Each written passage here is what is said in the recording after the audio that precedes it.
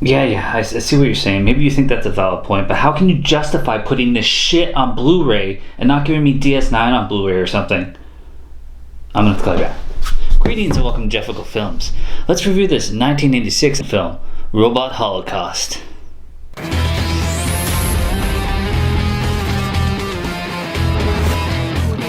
This movie starts out with some narration, like a lot. And then it's spread throughout the whole film, which is a bad sign. The last city of New Terra still stands, and the robots turned on their masters. We had some radiation that wiped out half the human race, if not more than half. And then we see some half-naked men wrestling. Everybody watches. You've got forces of the Dark One who control the atmosphere, nomads who wander the wasteland who are somehow immune to the poison air, and then you've got this weird robot that is thieving from everybody, and it talks to the nomad dude, and it understands his thoughts because he's thinking telepathically. How would that work with a robot? If you wish to be reactivated, you will tell me what takes place below. I will give you a 5-second activation to respond. Please, Master, I am sorry for trying to steal from you. Down at the power station, which is confusing because I think this entire thing was filmed in the same facility, but it's pretending to be different locations, Valeria is looking a little cold, but damn, that is a nice outfit. What troubled you, Valeria? Something is wrong, I can sense it. Go to the crystal. Is it the amphitheater? Yes, Dark One. She talks to the Dark One through a glowy bulb, and Torque, the evil red dude who's watching the fights, wants a winner. He wants somebody to kill the other, but they don't want to kill each other, so they suck out all the oxygen, and some people are affected, not everybody. And then Torque ends up shooting the guy anyways, and then Deeja argues with her father, Jorn. Talk, destroy, O fighter.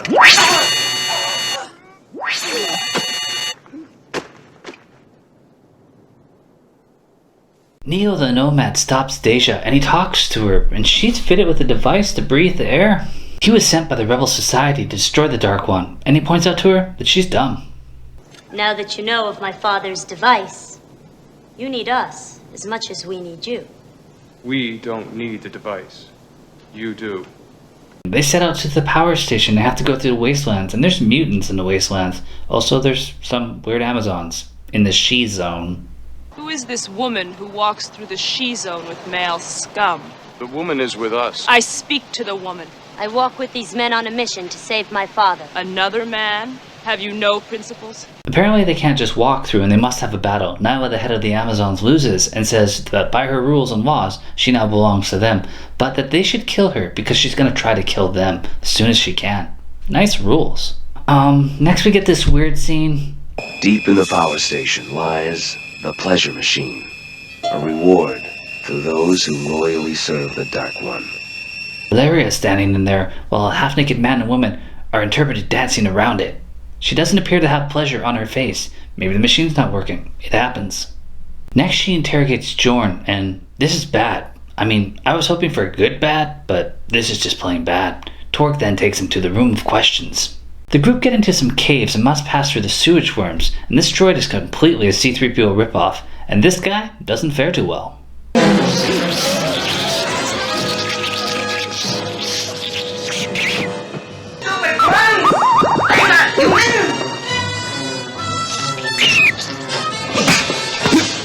You owe me one, woman. They make it through and get to the oasis, which looks identically like the last location. Valeria's gonna send Torque out, but first, she must ask Jorn some questions, and if shock torture doesn't work, well, she should just keep talking to him, because that's also kind of another torture.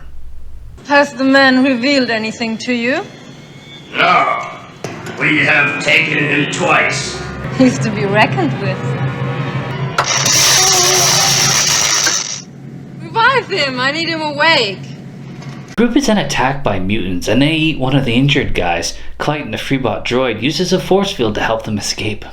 They get to the power station. Great effects. It looks legit. Near the entrance to the power station, the rebels face yet another example of the Dark One's cruelty. This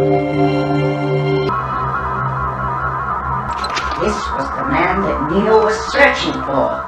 It was his father. Jorn gets introduced to the Dark One, but all we hear is breathing. I'm 30 minutes into watching this and already I'm wondering why I keep going. The group enters the Vault of Beasts, and Clayton says that there are some traps. And then we see the slaves again, because we haven't seen them for a while, and they're actually just piling stuff into a machine, but they're going to start using sand instead, and that should lower the Dark One's power.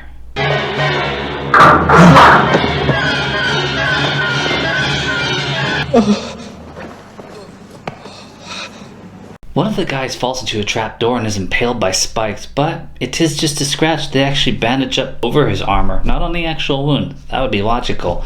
And on Torque, I can't decide if he looks cool or is just a transformer, but he leaves and goes back to Valeria, as if he accomplished something. He did nothing.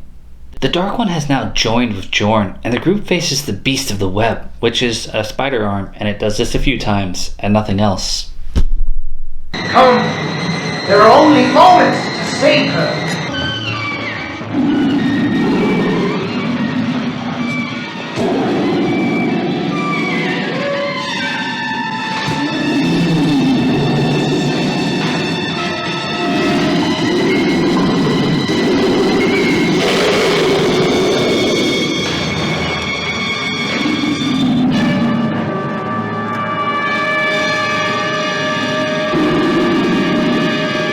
They take a nap, and when they wake up, Bray's gone. I'm pretty sure he got himself killed. Valeria's got herself a new look, and the Dark One repeatedly threatens her. Very repetitively, I should say.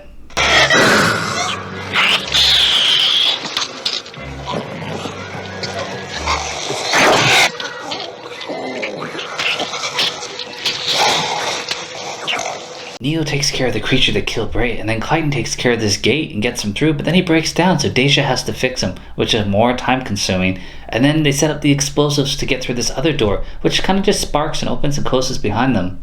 The guard bots are back, and now they fight, but then I think the editor got confused and put the scene later, and we see Neo and Torque fighting, and Valeria grabs Deeja and takes her to the Dark One, but she's disappointed him so many times and he ends up burning off her face and shoots a robot underneath. So, pissed off about that, she ends up setting off the self-destruct. But Dark One, I delivered on my promise. Life isn't always fair, Valeria. Especially when one isn't really even alive.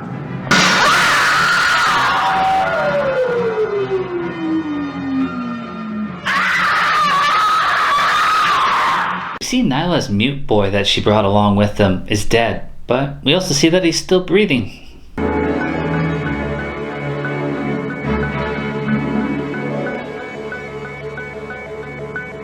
Nyla is totally into Neo, and she sacrifices herself to save him, and then Deeja sees her father's head inside of an egg. All that remained of Jorn was his head. The rest of his body was completely engulfed by the Dark One. Thanks, narration guy. Neo fights Torque some more, and Valeria says this. With the knowledge of Jorn and his daughter, we can power the station from within. The time has come for all of them to die. But what knowledge did you get? I mean, Valeria asked Deeja stuff, but you never found out anything. So, Neo takes out Torque.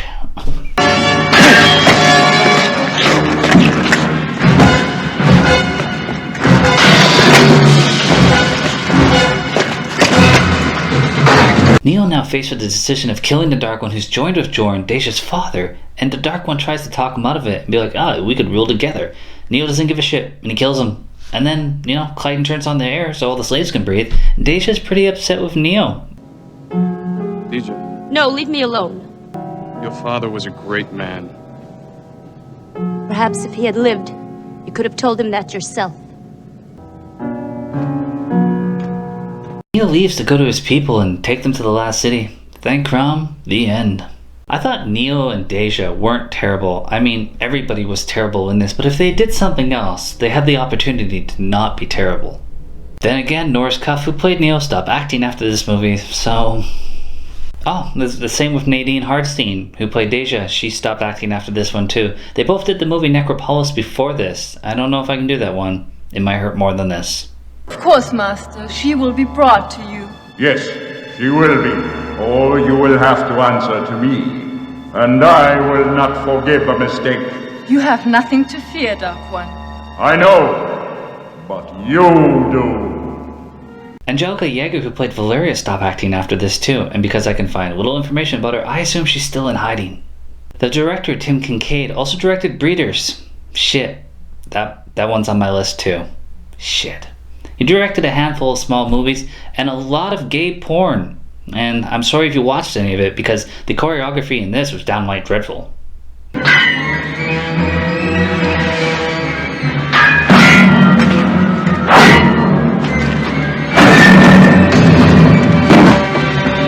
Rich Giannanzi, who played Torque in this, managed to get 15 acting credits, stopped about the year 2000, and he was in a Voyager episode Life Signs as Gigolo.